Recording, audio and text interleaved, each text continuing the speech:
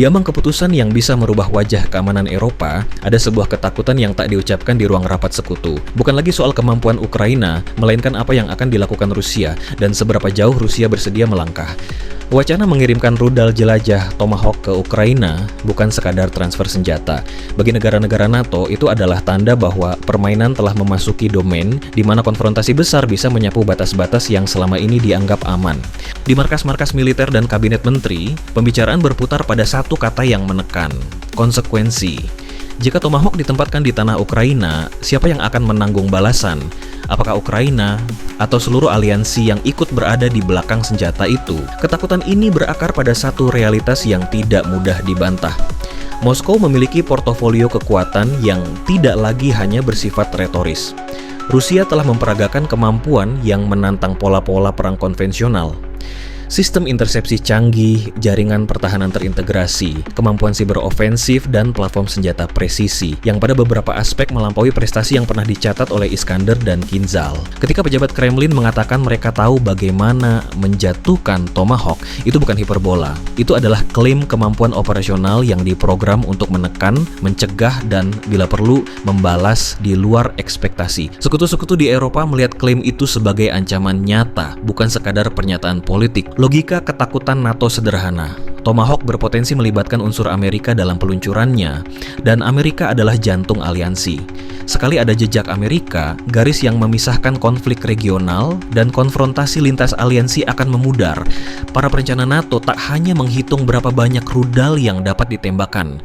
Mereka menghitung apakah Rusia akan melihat peluncuran itu sebagai invasi kepentingan strategisnya, lalu merespons bukan hanya ke Ukraina, melainkan ke titik-titik yang menandai dukungan Barat, fasilitas logistik, jalur suplai, platform intelijen. Ketakutan ini membuat negara-negara yang tadinya vokal mendukung pemberian peralatan berat terdiam sejenak, memikirkan skenario yang lebih gelap. Respons Rusia yang tidak memilih sasaran hanya berdasarkan wilayah, tetapi berdasarkan simbol dan kapabilitas yang membuat aliansi rentan. Di medan ancaman, Rusia tak hanya mengandalkan satu jenis senjata. Ada kombinasi yang membuat respon Moskow berbeda kelas. Sistem pertahanan udara yang dipadukan dengan kemampuan pencegatan pada berbagai lapisan, jaringan intelijen elektronika yang memotong komunikasi, serta opsi-opsi serangan asimetris yang bisa melancarkan tekanan jauh dari garis depan. Bayangkan peluncuran Tomahawk yang hendak menyeberang langit Eropa Timur. Bukan mustahil banyak yang akan berhasil digagalkan, namun setiap kegagalan intercept membuka pintu bagi tindakan balasan yang lebih tajam.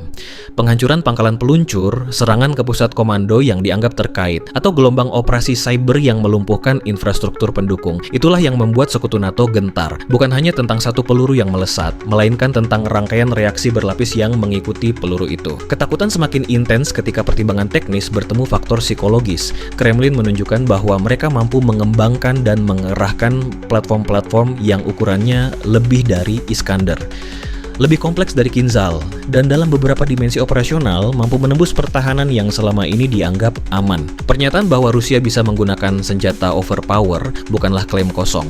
Ini pesan strategis yang dimaksudkan untuk menimbulkan keraguan di benak para pengambil keputusan NATO. Apakah menambah tekanan pada Rusia saat Rusia bisa merespon dengan opsi-opsi yang belum pernah muncul di panggung publik adalah langkah bijak? Di ruang-ruang perundingan NATO, dilema itu memaksa pilihan berhati-hati. Sekutu yang paling dekat dengan garis depan melihat risiko nyata. Eskalasi yang tak terdeteksi sebelumnya, yang bukan hanya berdampak pada Ukraina, tetapi juga pada kehadiran pasukan dan instalasi NATO di Eropa. Ketika pertanyaan-pertanyaan teknis seperti siapa yang menembak dan siapa yang mengontrol peluncuran berubah menjadi pertanyaan politis. Apakah kita siap menerima serangan balik terhadap aset kita? Dukungan untuk pengiriman senjata berat mendadak berhadapan dengan realitas kerentanan. Lebih jauh lagi, ancaman pencegatan Tomahawk oleh Rusia bukan sekadar soal menghentikan rudal.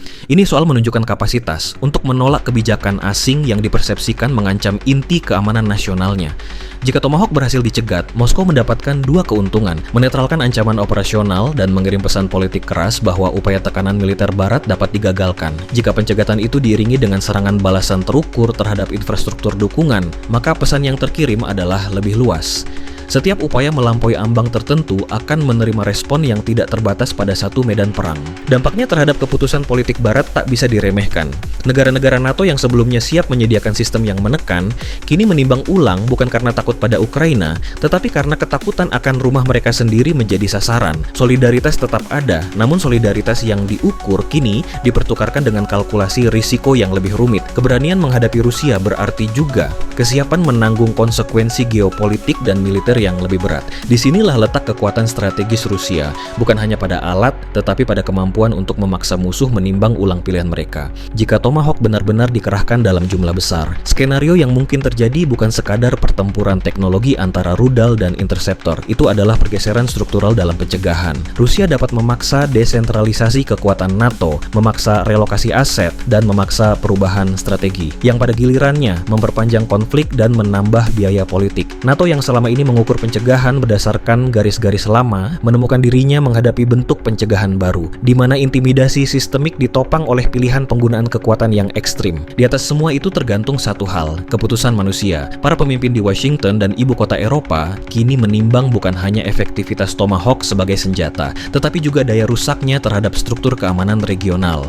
Mereka melihat wajah musuh yang tidak hanya sekadar berperang di medan, tetapi juga mampu membentuk kembali aturan main, dan ketika aturan main itu berubah, takut itu menjadi valid, bukan sekadar takut akan rudal, tetapi takut akan respons yang membuka jalan bagi senjata-senjata yang selama ini disimpan dalam bayang-bayang, kini mungkin muncul, berpadu, dan mengguncang keseimbangan yang rapuh. Jika pada akhirnya Tomahawk diluncurkan, kemungkinan besar dunia tidak akan menyaksikan ledakan tunggal yang menentukan.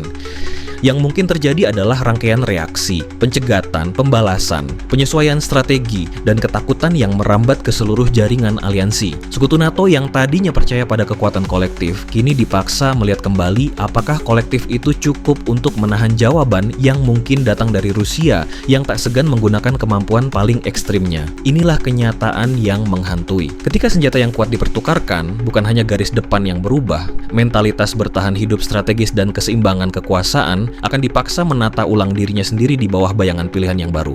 Tulis pendapat kalian, ditunggu komentarnya.